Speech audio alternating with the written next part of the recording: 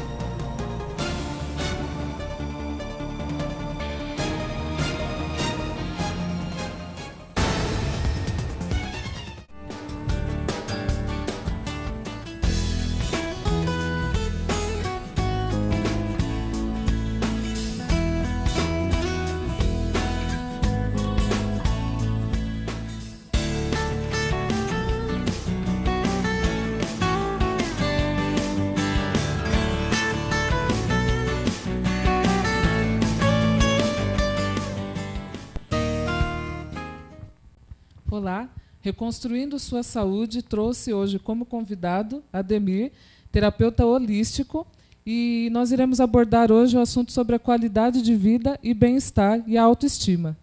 Boa noite, Ademir. Boa noite. Gostaria que você falasse um pouco sobre o seu trabalho, sobre a sua atuação, a sua carreira profissional. A minha formação é em psicologia, e eu comecei a princípio trabalhando mais em psicologia escolar e psicologia da saúde, psicoterapia principalmente. Há 32 anos atrás, conheci os florais, que na época poucas pessoas no Brasil trabalhavam com ele. A partir daí fui conhecendo algumas outras técnicas também que não eram reconhecidas. Por não serem reconhecidas, acabei muitas vezes não combinando, né, com o Conselho Regional de Psicologia, com o Conselho Federal, até que surgiu, né, o Conselho de Terapia Holística, ao qual eu me filiei, e passei a atuar como terapeuta holístico, né, desde então. Porque ele permite uma gama maior de técnicas, uma gama maior, né, de instrumentos para a gente ajudar a pessoa no desenvolvimento dela e para realmente render melhor enquanto ser e enquanto atingir aquele estado de felicidade interno. Ademir, você trabalha aqui em São Paulo, né? Trabalho aqui em São Paulo, na Vila Mariana. Também atendo por Skype, né? Já há alguns anos, por conta de brasileiros que moram no exterior e precisam de um atendimento e não têm esse acesso lá. Aliás, hoje está tudo, né? Aula de inglês por Skype, atendimento via Skype, né? Tem ajudado bastante as pessoas que não têm tanto acesso, né? Por exemplo, você está aqui em São Paulo, uma pessoa de fora quer falar com você, né? Sim. Estou vendo aqui que você está na Coronel Lisboa, 459, Casa 5, Vila Mariana. Isso. O seu telefone, que é o WhatsApp, você pode já adiantar, por favor? 98268-3004. Tá, o seu 011. é bem interessante aqui o e-mail. Qual você pode passar o endereço? OEUAI. OEUAI. É uma brincadeira que um amigo fez quando a gente estava pensando no cartão profissional, né? OEUAI. Então ele colocou oeuai.almavisível@gmail.com. oeuai.almavisível@gmail.com. Isso. Aí, conforme a Arlete estava falando, né, você começou como no caso, psicólogo, né? Isso. E são 32 anos de carreira. 32 anos de carreira já. Né? Essa cara de menino, né, Arlete? Né? Isso é uma herança familiar genética. Tanto cabelo assim, né? Pensei Também. que fosse 32 de idade. De idade, né? Tá, então... De idade quase 60, na verdade. Mas está muito bem, né? Está Obrigado. muito bem, isso que é bom. Então vamos lá. Aí ela estava comentando sobre a sua formação, a sua área de atuação. Qual? Atualmente eu tenho 3 áreas que a gente interliga todas elas. Tá? Na psicoterapia, né? a terapia com florais, tanto florais de Bach como florais californianos, né? E a parte corporal.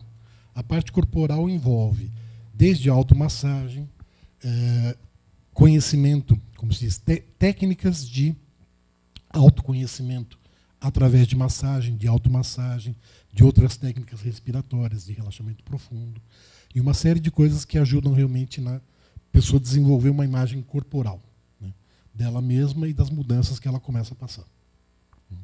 Interessante você falar sobre o autoconhecimento, né, sobre essas técnicas, a questão da autoimagem, né? Sim.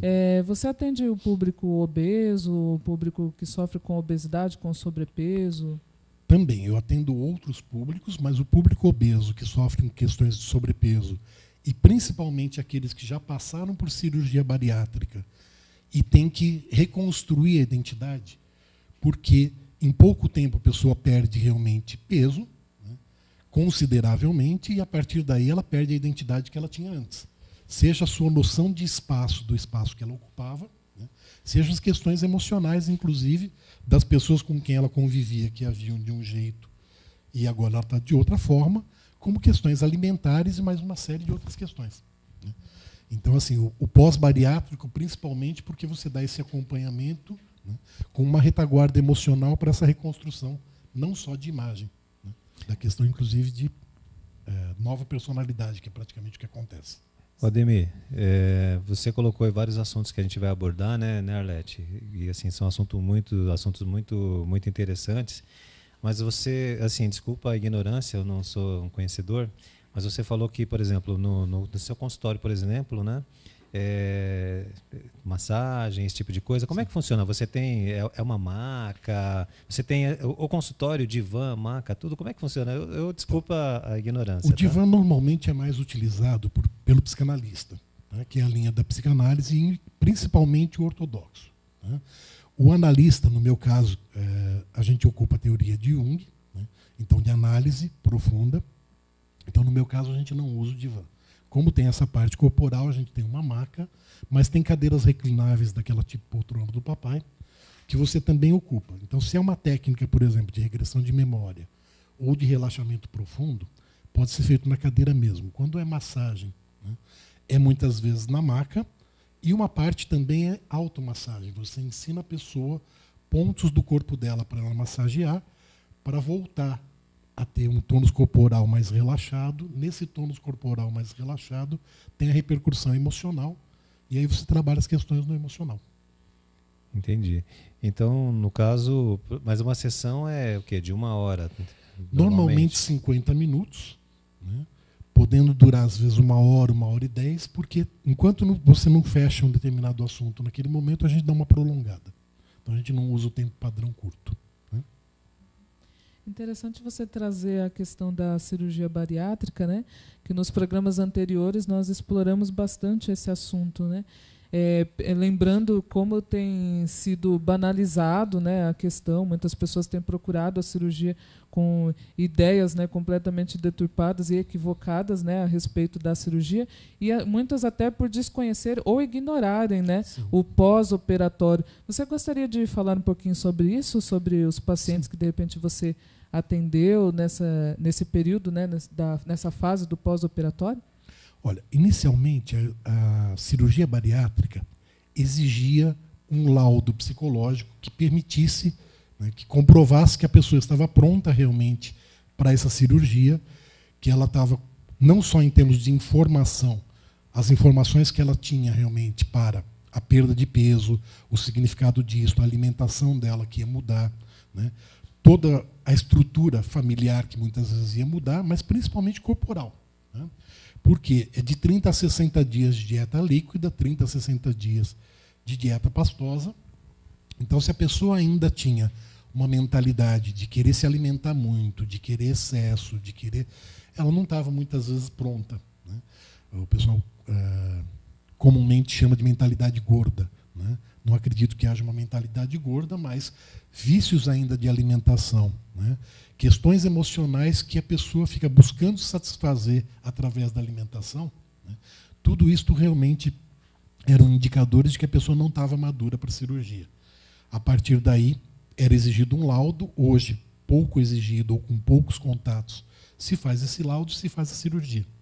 Tanto que uma brincadeira que eu faço com algumas pessoas que questionam para mim a questão da cirurgia é assim: tente ficar 2 ou 3 dias numa dieta líquida, mais 2 ou 3 dias numa dieta só pastosa, que aí você vai ter uma ideia do primeiro ponto que você vai enfrentar. Claro que, como algumas muito bem lembram, você vai ter uma dor se você tentar exceder aquilo que você pode comer. E, em muitos casos, a cirurgia bariátrica é a correção de outros problemas de saúde que já se instalaram e chegou nesse ponto. Mas, hoje em dia, ela é feita, muitas vezes, meramente com uma ideia estética, sem perceber toda a mudança de vida que vai trazer para a pessoa. Então, assim, informação é muito importante. A informação, por exemplo, de que pouco tempo depois você perde bastante peso, mas você ganha um excesso de pele. Então, ela tem que ser acompanhada de todas as questões, né, de alimentação adequada, de pele. Muitas vezes é pedido drenagem linfática para fazer. E logo após a cirurgia, isso traz muita dor. Então, muitas pessoas não fazem a drenagem linfática, né, como os médicos recomendam. Então, assim, as pessoas também procuram como uma solução mágica para perder peso, né, em torno de um critério de beleza questionável, né, e com isso perdem, inclusive, parte da qualidade que já era afetada, mas perdem mais ainda essa qualidade. Principalmente porque é aquilo que eu falei agora há pouco. A pessoa está redimensionando a vida dela. O impacto do coração é diferente, o quanto ela vai conseguir alimentar é diferente, a necessidade dela de cada 2, 3 horas estar se alimentando. Então isso tem implicações no trabalho, tem implicações familiares, né? Até mesmo como uma cliente, né, que ela no primeiro momento estava se sentindo bem e o marido começou a não procurá-la mais, né? E quando ela questionou ele falou assim: mas o que me atraiu em você quando a gente namorou era o fato de você ser gordinha. Isso gerou uma atração em mim. Então agora, quando eu olho você magra, eu me ressinto. E era uma coisa que ele não tinha consciência antes e ela não pensou. E no caso dela não era uma necessidade de saúde. Foi uma necessidade realmente mais estética que ela sentiu, que buscou a técnica e tudo. Então, conhecer as implicações, pensar realmente na continuidade que isto vai ter, nas mudanças de vida, e até mesmo, como a gente fala, nas mudanças de personalidade, né?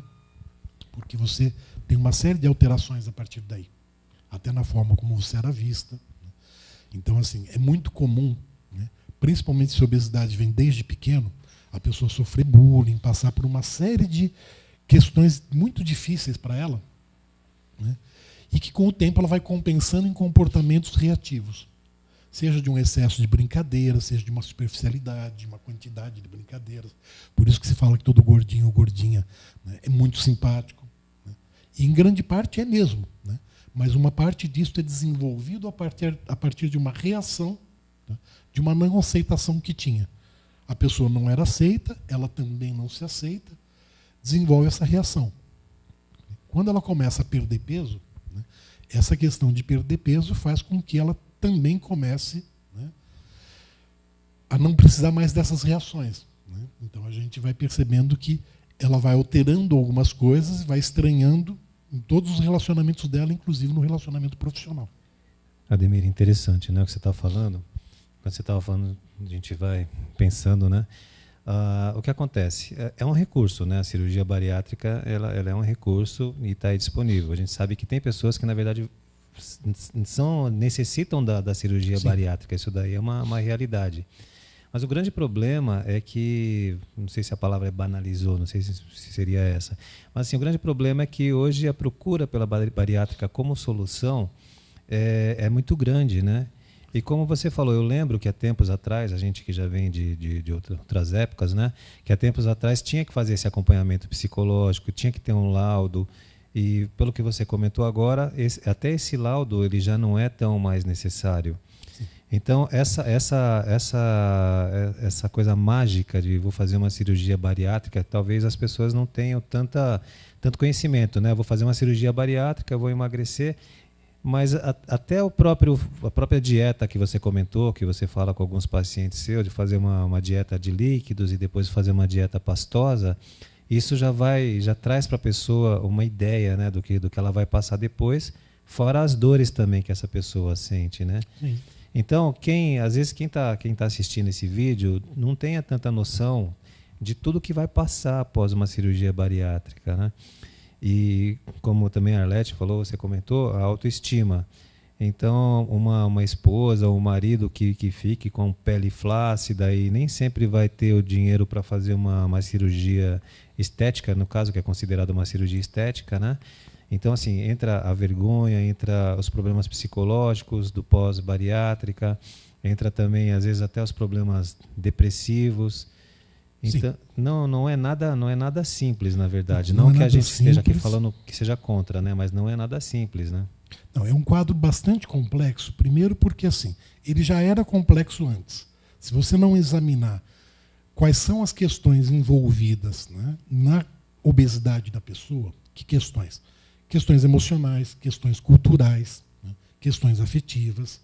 Se a pessoa não consegue ter um autoconhecimento para perceber o impacto disto nela, né, para desfazer conteúdos emocionais que de alguma forma ela compensa ali, ela já começa realmente esperando uma solução milagrosa. Uma solução milagrosa que muitas vezes ela não vai ver. Ela vai perder peso, vai ter questões de pele, né, mas vai ter outras implicações, inclusive na saúde. Hoje se sabe que até problemas dentários passam a ser mais frequentes, porque a acidez aumenta, essa acidulação na respiração, né, traz problemas por dente para a parte óssea do maxilar. Concomitante a isto, depois da cirurgia, né, por exemplo, teve uma paciente que, mesmo com o marido vendo ela tomar banho, ela ganhou uma capa de pele, né, que cobria realmente até perto da coxa, né, cobria praticamente toda a pubis.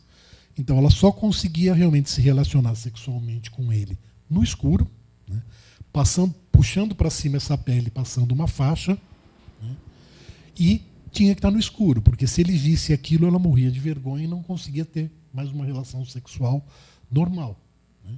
Então ela procurou exatamente por isso, para trabalhar a questão de autoimagem dela, ela não tinha condição naquele momento de fazer a cirurgia, e trabalhar a autoimagem dela, de como é que ficava isto, e como isto realmente decresceu a qualidade de relacionamento que eles tinham, com um companheiro que sempre apoiou. Então vira um quadro bastante complexo, com uma série de sequelas e com uma série de implicações que tem que ser pensadas também antes, porque depois você tem que lidar. Então a gente vê que a questão é o de dentro para fora, né? Então a gente vê todo o mercado em torno, né, da obesidade, em torno do emagrecimento, tratando a questão a partir do comportamento e dos hábitos, quando na realidade a mudança tem que se dar de dentro para fora, né? Eu mesma sou especialista em emagrecimento consciente, porque é baseado na neurociência, na neuroplasticidade e na programação neurolinguística, né? E inclusive a neurociência fala das 4 engrenagens cerebrais, né? A partir da neurociência chegou-se, né, a esse conceito, essa teoria, né, das 4 engrenagens cerebrais, que parte do pensamento, né? Então, a partir da mudança da mentalidade, né, do pensamento, que vai gerar um novo sentimento, uma nova emoção. Exato. Daí, então, vai estabelecer um novo comportamento e, consequentemente, novos hábitos, né? Então, essa é a base, né? Essa é a fórmula, né, de todo o método. E, inclusive, nós vemos que, até por isso que a gente entende até que existe a mente magra e a mente gorda, porque a partir desse estudo, né, chegou-se ao consenso de que existe um fator bioquímico, né, em que faz com que a pessoa seja dominada pelo sistema emocional e não pelo sistema racional, né? Então, quando ela está ali lidando com a comida, com a alimentação dela, com os hábitos, né, muitas vezes até se negando a praticar atividades físicas e outras questões relacionadas ao bem-estar, à qualidade de vida e à saúde, não só física, mas emocional, né? Então ela não tem ali um pensamento racional, né? Então ela é totalmente movida pelas emoções. E nós também vemos que está muito associada à questão cultural em que ela está inserida, né? Houve alguma situação assim que você atendeu, que ficou muito claro, muito nítido isso, que estava diretamente relacionado à questão cultural? Olha, houve sim, houve uma cliente que sempre que ela fazia regime, chegava num ponto do regime que ela estava chegando perto de onde ela gostaria de chegar, e o médico acompanhando também, né, ela começava com uma dificuldade de ganhar peso de novo e de manter realmente os hábitos alimentares. Não era uma dieta restritiva, não era uma dieta radical, né, era uma dieta mais organizada, e ela tinha facilidade de se organizar e de ser disciplinada, e ainda assim ela começava a ganhar peso de novo ou ter muita dificuldade de perder peso. E quando a gente começou a examinar, né, das questões emocionais envolvidas, né, nessa questão de perder peso e tudo, um dos momentos ela teve uma discussão com a mãe, né, em cima de uma cobrança, de uma brincadeira que a mãe fez, de que assim, daqui a pouco você abandona e volta a engordar de novo, porque não adianta, desde pequena você era assim. Né? E ela ficou muito triste, e quando a gente estava conversando no consultório, ela fez um gesto que a gente parou para... Existem alguns gestos do inconsciente com o qual o cliente mostra para a gente alguma condição que está por detrás, para que a gente mostre para ele conscientizar. São os gatilhos mentais, né? Sim, são os gatilhos mentais. Nesse gatilho mental, quando a gente foi examinar, ela lembrou de uma cena de pequena, né, da avó chamando ela de picorrucha e apertando, né, muito carinhosamente, porque ela tinha engordado em função de um problema de saúde que manteve ela na cama. Né. Nesta obesidade, a mãe começou a seguir a risca que o médico mandava, de uma forma muito disciplinada, para ela perder peso. Né. E toda vez que ela reclamava que queria um doce ou que queria um pouco mais de comida porque estava com fome, né, a mãe acabava sendo mais firme, e a avó vinha com aquele jeitão de vó, e deixa minha picorrucha, dá comida para ela, e pegava doce e dava, e pegava comida e dava. E aí ela percebeu que assim, quando as coisas começavam a ficar mais austera, ela sentia necessidade daquele carinho de avó, e o carinho de avó era assim, vai deixar de gostar de mim se eu ficar magra. Né? Então era onde ela começava a se sabotar. A partir da descoberta deste gatilho, ela percebeu que assim, eu posso perder peso e ser querida pelos outros. Eu não preciso parar de ser querida se eu perder peso. Então... Bom, estamos aqui com o Ademir Feriani, né, trazendo aqui informações muito importantes, falando sobre terapia holística. Lembrando que ele atende aqui em São Paulo, na Rua Coronel Lisboa, número 459, Casa 5, Vila Mariana. O seu celular, WhatsApp, é 982683004, e o e-mail dele é oeuai.almavisível@gmail.com. O oeuai são justamente as vogais, né? O, E, U, A, Tem até uma música, né? Olha eu aí. Tá, então, ele tem trazendo aí pra gente informações importantes sobre a terapia holística, e também conversamos sobre cirurgia bariátrica, sobre pacientes com sobrepeso, né? E já a gente volta, tá bom? Obrigado.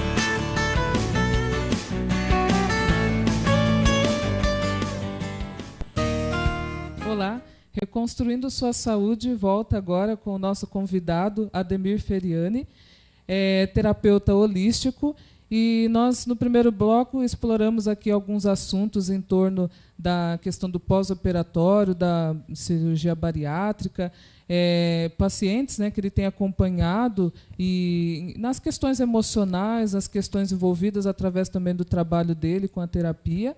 E nós iremos dar continuidade agora, trazendo um pouco mais a questão da autoestima, né, que é tão importante para se ter qualidade de vida e bem-estar. Gostaria que você falasse um pouco sobre a questão da autoestima, como ela tem sido desenvolvida, trabalhada através do seu trabalho. Olha, esse é um tema bastante importante, bastante moderno, e hoje em dia, mais do que nunca, né, ele tem sido usado na mídia, na questão de recursos humanos, na questão de desenvolvimento profissional, mas ainda há um equívoco muito grande com a ideia de autoestima. Boa parte das vezes, quando se fala de autoestima, tem se trabalhado algumas ideias de um indivíduo que gosta tanto de si que se coloca acima dos outros, né? Que se vê acima dos outros, cria uma competitividade de tentar ser melhor do que os outros e não melhor do que si mesmo. Existem 3 aspectos da autoestima, né, que a pessoa tem que trabalhar primeiro. Uma delas é o autoconhecimento, porque se conhecendo, vendo suas reações, como eu costumo dizer, os pontos que você já desenvolveu são aqueles que a gente tem considerado como virtudes. Os pontos que você está desenvolvendo são os seus desafios atuais. E os pontos de personalidade que você às vezes ainda não conhece em você são os defeitos, né? São aqueles que você critica nos outros porque, de alguma forma, você ainda não elaborou em você e não melhorou, que você precisa trabalhar com eles para, de alguma forma, transformá-los, integrá-los em si. A partir do momento que você se conhece, você se aceita, inclusive, com esses pontos, e a partir daí você passa realmente a trabalhar com esses pontos para transformá-los, integrar dentro da sua personalidade, aceitando dor, aceitando tristeza, aceitando perdas, porque tudo isso faz parte do processo. A partir daí você constrói uma autoestima realista que serve de base para você pôr os seus pés e fazer a sua construção de ser, né? Fazer a sua construção de indivíduo, e a partir daí você desenvolve também a questão da integridade. Você ser um ser íntegro, inteiro, né? E não na competitividade, eu sou melhor do que os outros, eu sou até mesmo naquela virtude de ser, o meu Deus. É o Deus de todos nós, né? E sendo o Deus de todos nós, ele vai me ajudar, vai ajudar o outro também. Então, a partir do momento que minha autoestima está bem colocada, eu me insiro, né, enquanto um ser na sociedade, atuando na transformação, atuando no coletivo de uma forma mais coerente. O Ademir, você fez uma colocação interessante, né, sobre a pergunta da Arlete a respeito da autoestima. Então, o que acontece? A gente vê que hoje é mais trabalhado a vaidade do que a própria autoestima. Você acha que isso tem a relação, a autoestima tem a relação, e como é trabalhado hoje a vaidade, com o mundo que a gente vive, com a competitividade, com a globalização, com a busca por... Sempre houve, mas hoje parece que a competição é mais acirrada por busca por melhores colocações, as mídias sociais. Você acha que isso tudo influencia? Tem um que influencia em maior parte, menor parte? Qual a sua opinião em relação a isso? É difícil você dizer maior ou menor parte, porque, na verdade, assim, é como um colar, são várias contas, né? Quando você tem várias contas, todas elas são importantes. Então, se a gente pensar, por exemplo, nunca houve tantas ferramentas de comunicação rápida e instantânea como agora, e nunca as pessoas se individualizaram tanto no egoísmo. Não é só o ser indivíduo, né? É entrar no egoísmo a ponto de se fechar e não se comunicar mais, né? Não é só o olho no olho, é o se comunicar realmente, de falar de sentimentos verdadeiros, daquilo que sente. Não do elogio que eu espero do outro, então eu faço isso, eu faço aquilo, eu ponho uma foto assim ou uma foto assado, porque eu vou conseguir isto ou aquilo, eu vou conseguir um número X de seguidores. Curtidas, né? E um número X de seguidores que pode trazer propaganda, que pode trazer dinheiro, né? E com isto eu fabrico uma autoestima falsa, né? Porque ela não está baseada realmente no eu estar me sentindo bem. Ela está baseada no eu buscar no mundo externo retornos para as coisas que eu estou fazendo, né? E a autoestima verdadeira, quando eu sei que eu estou correto, mesmo que me criticam, eu consigo ficar centrado e em paz e tranquilo. É interessante, né, esse assunto, que inclusive eu estou lendo uma literatura que chama O Cavaleiro que Ficou Preso na Armadura. Não sei se vocês conhecem essa literatura, eu super indico, né? Que fala justamente sobre isso, né? Sobre um homem que ele vestia, né, a sua armadura, né, que ele inclusive ficava ali horas, né, lustrando ela, né, então para que ela ficasse reluzente, para que ela chamasse atenção. E ele vestia essa armadura porque ele tinha uma crença muito forte, né, de que ele precisava defender pessoas, né, defender mulheres indefesas, pessoas injustiçadas por pessoas perversas, né. E ele era reconhecido por isso, né, por construir essa imagem em torno dele, né, de alguém destemido, valente, né, corajoso, né, defensor, né, dos pobres oprimidos, né. E num momento ele começa no caso, a gostar, né, a venerar tanto aquela armadura, que ele não tira mais aquela armadura, né? Nem mesmo para fazer suas refeições, nem mesmo para dormir, para fazer suas atividades cotidianas. E chega um momento em que a família dele, né, não o reconhece mais, né, porque ele já não é mais visto sem aquela armadura, e recebe um ultimato, né? Ou ele retira aquela armadura, ou então a família o deixaria, né? E nesse momento ele tenta tirar a armadura e ele não consegue mais. Então eu imagino que essa questão da autoestima, ela é tão assim, a pessoa tem uma necessidade tão grande do reconhecimento das pessoas, de ser aceita, né, e de agradar o outro, né, agradar o seu meio em que está, o contexto, né, social em que está inserido, que muitas vezes ela se violenta, né? Então ela diz sim para as pessoas, mas não para si mesma. Então é mais ou menos isso. Quando falta essa questão da autoestima, é mais ou menos isso. É quando a pessoa ela tem essa necessidade tão grande de aceitação das pessoas, de estar, de se sentir pertencente, né, a um espaço, que ela chega um momento que ela nem se reconhece mais, né? Ela perde a sua própria essência, não é isso? Principalmente porque se esquece, inclusive, da outra conta do colar, como eu estava falando. O vitimismo, aquele que de repente é vítima ou precisa do cavaleiro para defendê-lo, também é um ganho. Eu ganho atenção, né? A pessoa foca em mim, a pessoa vai atrás de mim. Então a gente percebe que assim, né, existe o outro ponto que também não deixa ele se libertar. Por quê? Que vai ser de mim, né, sem você? Né? Então, como eu tenho ganhos com isto, como de alguma forma, né, eu acabo trazendo atenção, trazendo carinho, fazendo com que as pessoas não tenham grandes expectativas a meu respeito, então eu não preciso cumprir uma série de coisas, eu posso me desculpar, porque assim, como você falou num determinado momento, né?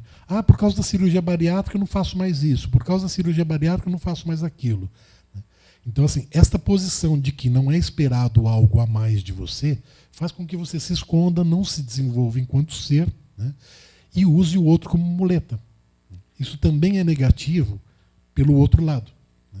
Isso também é ruim porque faz com que a pessoa fique presa aí. E nenhum dos dois está com uma autoestima. Né? Nem o super, nem o infra. É interessante, inclusive, essa colocação a sua, da Arlete, porque nós criamos personagens, né? Assim, a grande maioria. Aí a Arlete estava falando, eu estava pensando, porque tem as pessoas que têm a necessidade de serem aceitas na sociedade. Mas, pelo que eu acompanho, eu acho que a maioria, até as pessoas que são bem colocadas também, elas criam um personagem para elas mesmas, né? Sim. Elas criam e elas passam a viver com aquela armadura e, em determinado momento, acabam que essa armadura ela se torna parte e você não consegue mais tirar. Então, eu acho que o trabalho do psicólogo, do terapeuta holístico, nesses casos, ele é muito importante. E só voltando um pouco mais a que nós estávamos falando em relação à vaidade, em relação à autoestima, dessa cobrança que a gente tem do mundo, de tudo foi globalizado, né, esse tipo de coisa. Você acredita, Ademir, frente aos seus pacientes, o trabalho que você realiza, você acredita que se você trabalhar de forma diferente dessa, por exemplo, você mostrando o que deve ser trabalhado em relação à autoestima, e não a vaidade, você vai muito contra o que está hoje no mercado, Qual a aceitação dos pacientes em geral quando você resolve desenvolver esse tipo de trabalho com eles? Num primeiro momento, você pode realmente, como a própria questão da obesidade, tá? Você pode querer olhar apenas a questão estética e não a questão de saúde. Então, num primeiro momento, pode gerar resistência, sim, a ideia de você sair daquela autoestima do aplauso, que é a autoestima de plástico, como a gente brinca, né? Mas quando a pessoa começa a perceber que ela vai tendo ganhos internos de autoaprovação, dela se sentir mais inteira, dela se sentir mais íntegra, né? Porque ser íntegro é ser inteiro, né? A gente pensa só no íntegro, naquele que faz a coisa correta. Fazer o correto é você perceber o seu sentimento, está se colocando de acordo com esse sentimento. A emoção é a parte mais pulsional, ela inclusive é química, né? O desenvolvimento do ser pede com que ele transforme as emoções em sentimentos, que são a parte mais elaborada. Então, o impulso é uma coisa, inclusive o impulso sexual, importante e faz parte. Quando você desenvolve o sentimento, você começa a entrar, né, no creme, digamos assim, né? Quando você entra no creme, você consegue realmente se olhar enquanto ser completo. Por isso a questão do holístico, né? O holístico é o todo. Você trabalha a pessoa como um todo. Então, conforme a pessoa vai se sentindo mais íntegro, mais satisfeito consigo mesmo, até nos momentos de tristeza que ela consegue parar, chorar, refazer esses momentos, né, e perceber que assim, cresci com isto, ganhei aquilo. Porque se você não passa por alguns desses momentos de tristeza, de alguns confrontos com coisas que você estava fazendo para buscar elogios artificiais, você também não muda conceitos. Não mudando conceitos, você vai criando quadros complexos, seja de obesidade, seja de depressão, seja de síndrome do pânico, né? Seja de questões nervosas e uma série de outras doenças que a gente foi desenvolvendo a partir de então. É interessante que essa questão do querer agradar, né, o tempo todo, né, está muito associado também às questões culturais, porque desde cedo, né, já na infância, nós aprendemos que desagradar aos outros, nós somos punidos por isso, né? Então já começa ali com o pai e com a mãe. Quando não faz aquilo que ele determinou, que ordenou, ele é punido por aquilo, né? Muitas vezes pelos próprios irmãos mais velhos, aí depois vai para a escola, né? Então às vezes é punido por um professor ou por um outro colega, né? Então são padrões que são padrões comportamentais que são criados, né? Que são de alguma forma ali introduzidos, infiltrados, né? E que nós crescemos com este conceito, muitas vezes, o que nós chamamos até de crenças limitantes, né? E nós crescemos com essa necessidade de agradar o tempo todo, porque logo, né, o nosso subconsciente entende que, se eu não agradar, eu serei punido de alguma forma por isso, não é isso? Mesmo antes da questão da punição, né, o que a gente tem, inclusive, é também, para uma criança muito pequena, ela precisa dos pais para se alimentar, para se trocar, para se limpar, né? Então, assim, não ser querido implica em não ser cuidado, implica em não sobreviver, né? Se eu não vou sobreviver, né, eu aciono os níveis instintivos. E isso é um registro que muitas vezes perdura. Por isso a sensação, quando você vai enfrentar algumas coisas, né, com relação às outras pessoas e tudo, a sensação quase de instinto, né?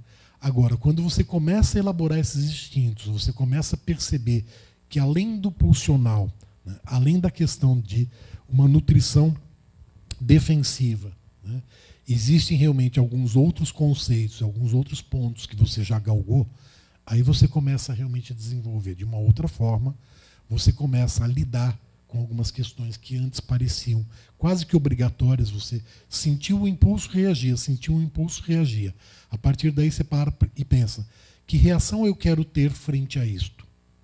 É como você, por exemplo, olhar o prato de comida, ter vontade de pegar e parar assim, eu estou com fome? Não. Qual é a minha necessidade agora? Queria uma bobeirinha na boca, doce ou salgada? A partir daí você pega com menos voracidade, com menos quantidade. É assim nas outras questões também, não só nas questões alimentares, nas questões dos relacionamentos também. Quando a importância do relacionamento é a quantidade e não a qualidade, não é o como eu me sinto preenchido, o como eu me sinto no estado amoroso, porque sentir-se no estado amoroso é o quanto você se dá, o quanto você traz de si para contribuir ali fora. No estado amoroso, até no estado profissional. Ademir, eu tenho uma coisa que você costuma dizer, que eu acho muito legal, eu até anotei aqui sobre a sensação de caos, né? Mas antes de fazer essa pergunta para você em relação a isso, você falou em relação a você ver o prato de comida.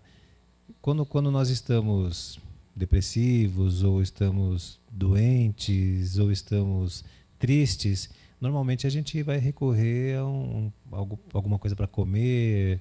A gente acaba sendo uma fuga, né?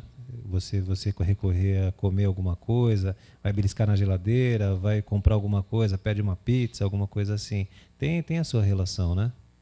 Tem a sua relação, sim. Não só no aspecto de fuga, em termos de escapismo, tem nas questões químicas também, né? O chocolate, os elementos que ele traz, ativação cerebral, né? Dopamina, serotonina, que vão ser pizza também, né? Agora, o mote principal aí que a gente precisa lembrar é que assim, todo o excesso indica uma compensação, seja de comida, seja de qualquer outra coisa. Por que o apelo de comida e por que a gente volta? Não é só porque no início a gente falou da bariátrica, é porque é um dos grandes pontos que está ligado, inclusive, a outros vícios, né? A primeira coisa que acontece antes da gente nascer, você está dentro da barriga, né, protegido por uma camada de líquido. Isto diminui calor, frio, diminui som, diminui uma série de sensações externas. Logo que você nasce, a primeira coisa que acontece é esse líquido vaza, e você nasce e você tem uma sensação de caos. Barulhos muito mais intensos, sensações de frio, de calor e outras mais que se apresentam, e você ainda não decodificou aquilo porque você não ouvia quase nada daquilo. Enquanto você está tentando aprender tudo isto, nessa sensação de caos, vem a primeira sensação, que é dor aqui.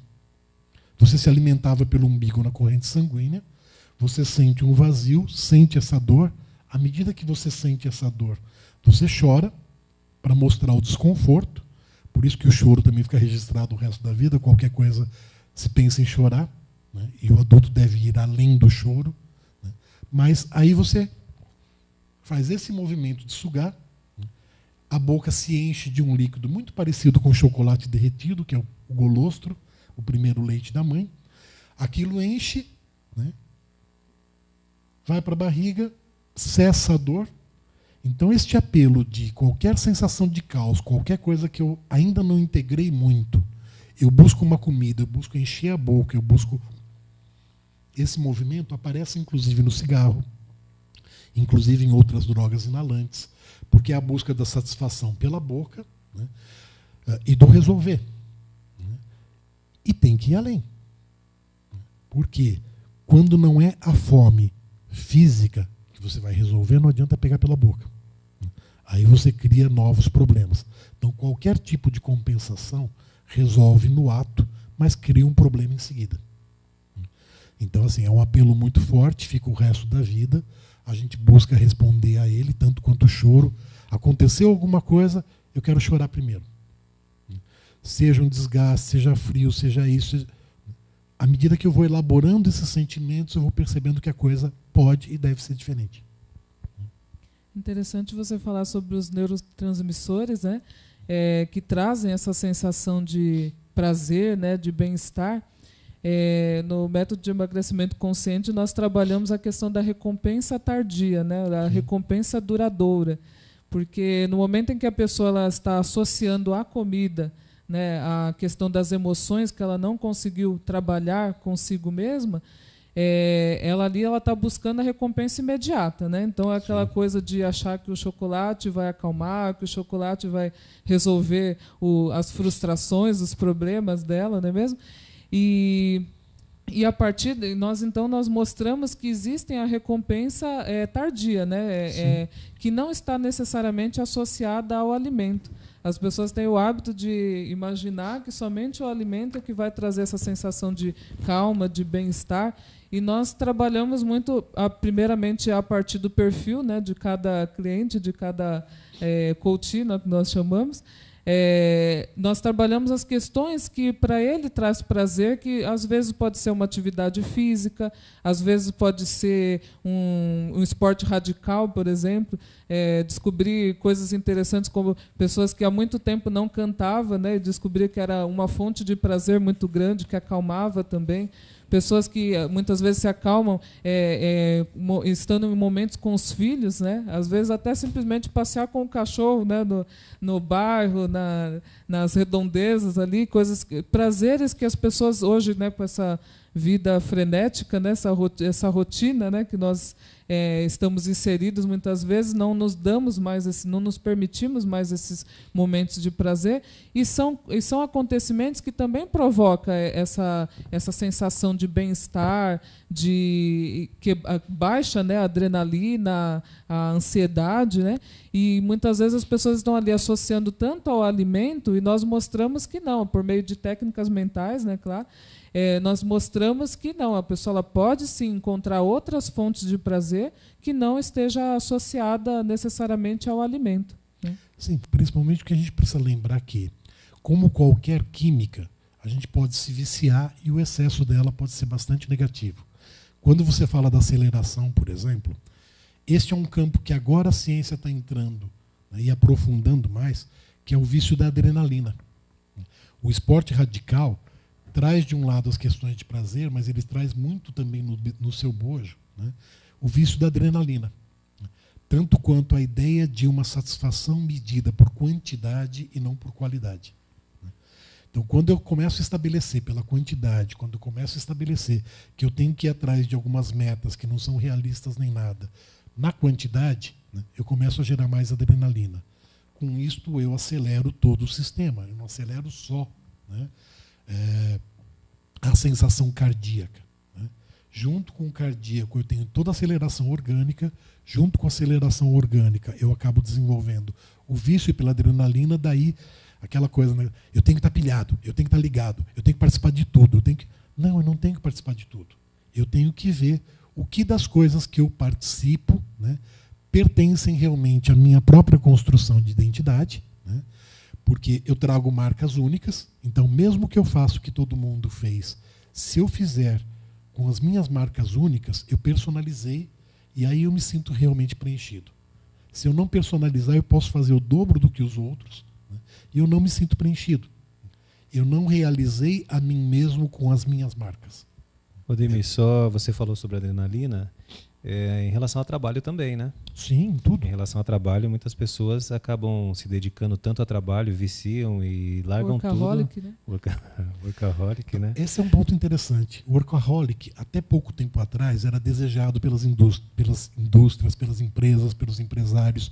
Hoje ele é considerado uma doença profissional.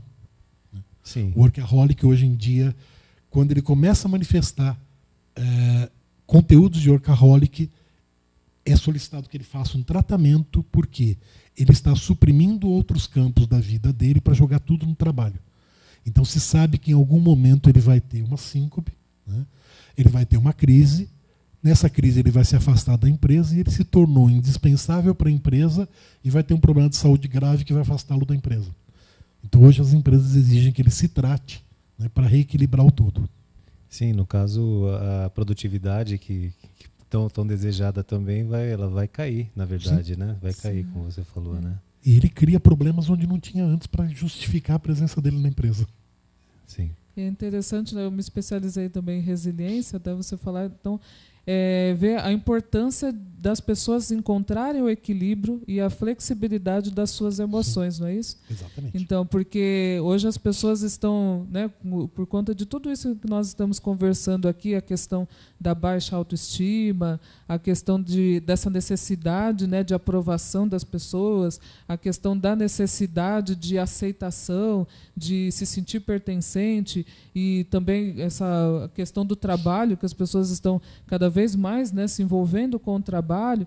E com tudo isso as pessoas têm perdido esse equilíbrio, né? Não encontram mais a flexibilidade das suas emoções. Então é onde vai de um extremo ao outro, né? Ou de passividade, de extrema passividade, ou de extrema intolerância, que é quando já parte já para agressão, né? Para os extremos, né? Fala sem pensar, Dominação. tem reações instintivas, né?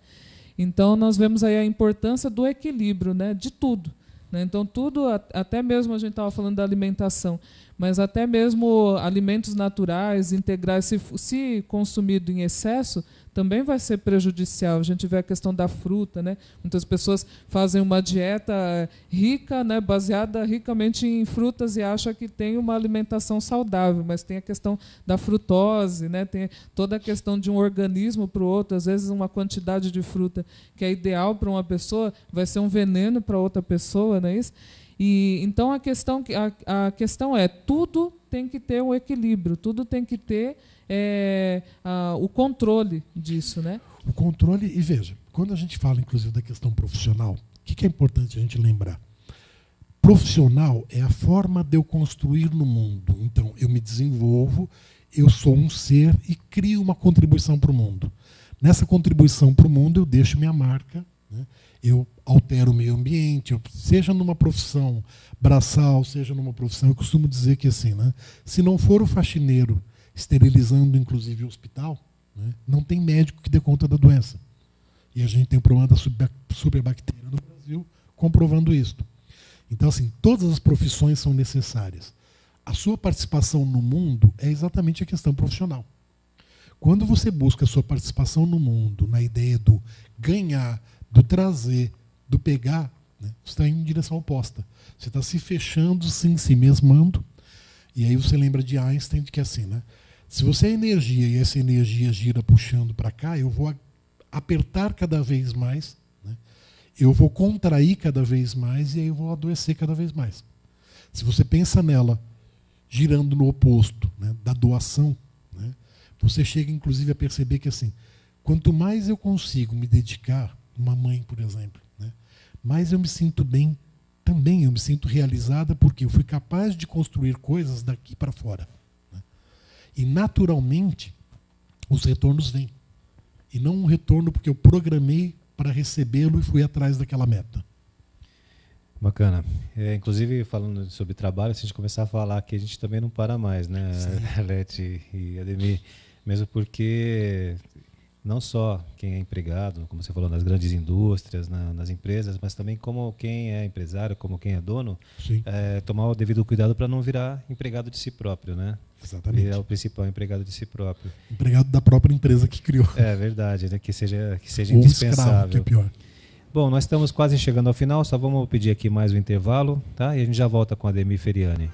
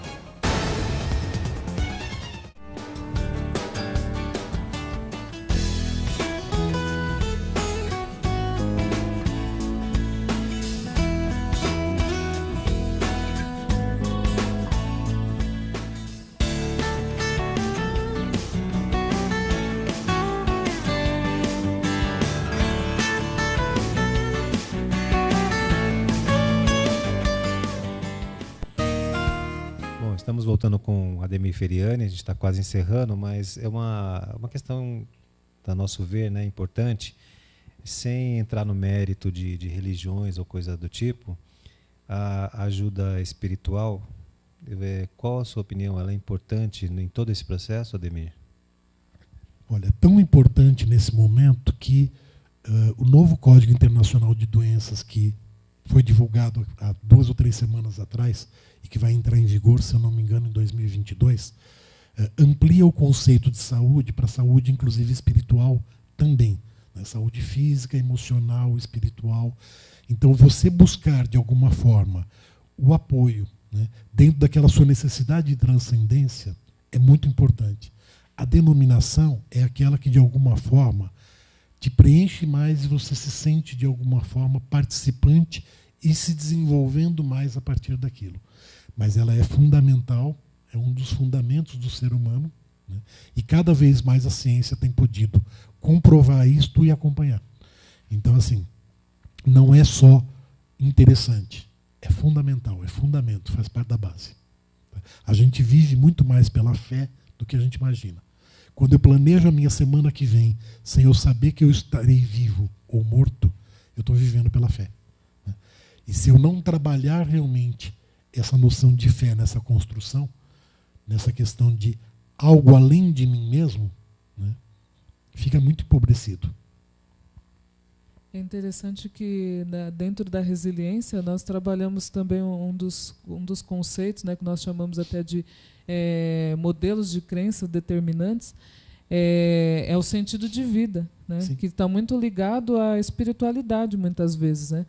Então, a pessoa ter o sentido de vida bem definido é algo que faz com que é aquilo que eu falo, né, para a pessoa saber se ela já encontrou seu sentido de vida, ela primeiro precisa saber o que te move, né? O que te tira da cama todos os dias. Não pode ser só o trabalho. Não pode ser só, eu preciso ali registrar o meu ponto para ganhar o meu salário no final do mês, né?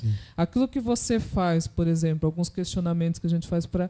Muitas vezes as pessoas estão tão perdidas, né, como a gente falou, nesse desequilíbrio emocional, que ela não para pensar nem mesmo nisso. Por que eu estou aqui, né? Exatamente. O que me move, né? Então, aquilo que você faz hoje, você faria mesmo sem você ter um salário, mesmo sem você ser remunerado por isso, né? É a religiosidade e não a religião.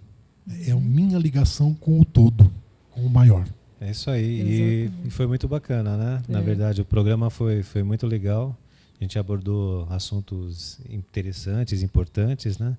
E saber que as pessoas também estão em sintonia, né? E na verdade é isso que a gente quer, né? Como nós falamos na primeira vez, é uma educação continuada, o que a gente puder levar de informações às pessoas que melhorem a sua saúde, né? E hoje com a presença do Ademir, que trouxe tanta informação, né? Tanta coisa para a gente e para quem vai nos assistir, não é isso? Isso. Tá, vou da minha parte me despedir, Idésio. Lembrando que o Ademir ele atende na Coronel Lisboa 459, Casa 5, Vila Mariana, aqui em São Paulo.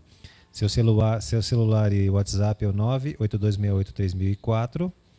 O e-mail oeuai.almavisível@gmail.com. Só lembrando que é com horário marcado, então você tem que primeiro ligar e agendar, né? Se você chegar ali no portão e interfonar, não vai ter como ser atendido. Isso aí. Eu gostaria também de aproveitar, né, para dizer sobre a palestra que eu estarei também oferecendo, que estará trazendo mais esse assunto sobre como desenvolver, né, a resiliência para também o emagrecimento. Foi algo que aconteceu comigo, né? E então eu estarei falando sobre esse assunto na Sobrare, que é a Sociedade Brasileira de Resiliência, no próximo dia 28 de julho agora, às 15 horas.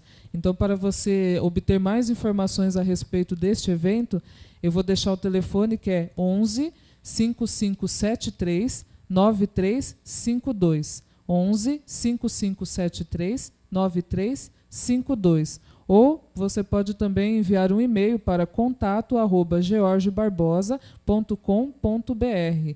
E então vai ser dia 28 às 15 horas. Aguardamos você e faça sua pré-inscrição através desses contatos. Muito obrigado pela participação que vocês me convidaram, né? Agradeço muito a oportunidade de conversar aqui, né? Poderemos repetir várias vezes. Parabéns, inclusive, pelo seu trabalho, porque eu pude ver o vídeo, né, antes e depois, né, o seu trabalho inicial e depois o seu trabalho também. E parabéns, Edésio, por retomar o programa agora. Tá bom. Obrigado, pessoal. Boa noite a todos. Fiquem com Deus. Até mais. Tchau.